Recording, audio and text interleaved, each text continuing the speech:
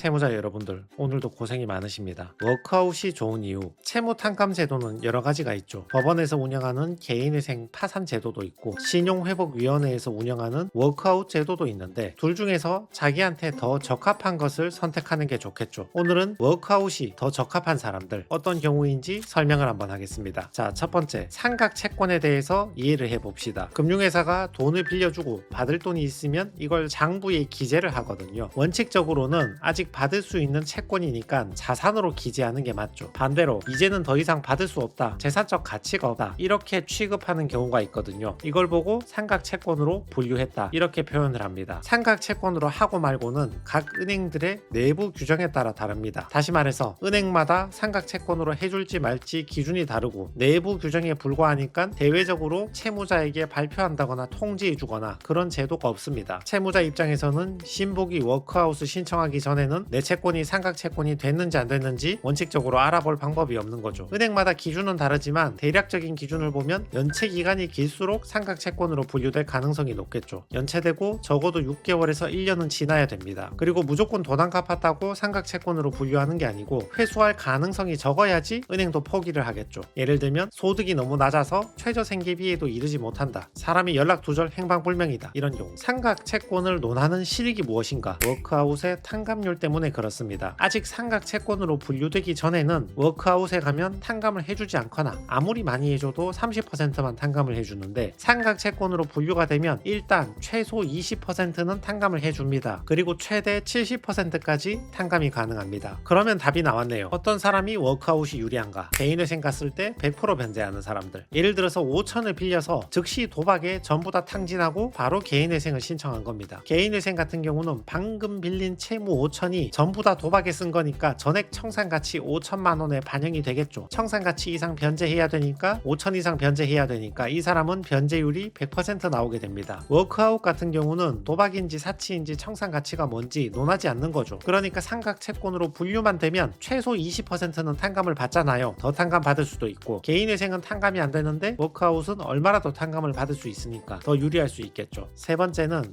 생활비가 많이 필요한 사람도 워크아웃이 유리할 수 있습니다. 예를 들어서 부모 있고 고등학생 자녀가 2명이 있는 경우에 생활비가 많이 필요하잖아요. 내가 소득이 500만 원 버는데 우리 4인 가족 생계비 390만 원 빼고 한 달에 110만 원 변제하겠다, 이렇게 생각을 하시지만 이렇게 되기 위해서는 배우자가 근로 능력이 없어야 됩니다. 건강에 이상이 있다거나 장애가 있다거나 기타 사정으로 근로 불가능한 사정이 있을 때, 그리고 최근 채무나 변제율 같은 것을 종합적으로 고려해 봤을 때 예외적으로 인정이 됩니다. 대체로는 부부 공동의 양육 의무가 있으니까 자녀는 아버지가 한 명 키우고 어머니가 한 명 키워가라, 이런 식으로 나와서 아버지 한 명 자녀 한 명 2인 생계비 500 빼기 250은 월 변제금 250이 된다, 이런 결론이 나올 가능성이 높습니다. 반면에 워크아웃은 최장 8년에서 10년 정도 길게 변제할 수 있거든요. 대체로는 개인회생보다 워크아웃이 총 변제금이 큽니다. 변제 기간이 개인회생은 3년인데 워크아웃은 최장 8년에서 10년이니까 오래 변제하다 보니까 더 많이 변제하는 경우가 있거든요. 내가 아직 20대 미혼이다, 한 푼이라도 더 탕감받고 싶다, 이러면 개인회생 하는 게 낫지만 방금 예시처럼 고등학생 자녀 2명이 있어서 더 변제하더라도 나는 한 달에 생활비가 더 필요하다, 이런 사람은 워크아웃이 더 유리합니다. 네 번째는 주의사항이 있는데요. 이렇게 좋은 워크아웃도 단점이 약간 있긴 하거든요. 개인회생 같은 경우는 3년 변제 기간이니까 그냥 3년 죽었다 생각하고 어떻게든 종결을 시키면 되는데 워크아웃 같은 경우는 최장 8년에서 10년을 가다 보니까 변제 기간 중에 실직하거나 아프거나 하는 장사를 포기하거나 가족 간에 문제가 생기면 변제를 하다 말고 포기해야 되는 상황이 올 수 있다. 개인회생 같은 경우는 세금이나 개인채권, 상거래 채권도 전부 다 포함이 되지만 워크아웃은 신용회복위원회에 협약된 금융기관만 포함이 되니까 이런 채권들은 별도로 전액을 변제해야 된다. 서민의 금융생활 지원 관한 법률에 보시면 은행, 산업은행, 중소기업은행, 보험, 농협수협 이런 금융기관만 가능하다. 자, 그래서 사치, 탕진, 도박이 많아서 변제율이 높거나 당장 생활비가 많이 필요한 사람은 워크아웃을 한번 알아보도록 합시다.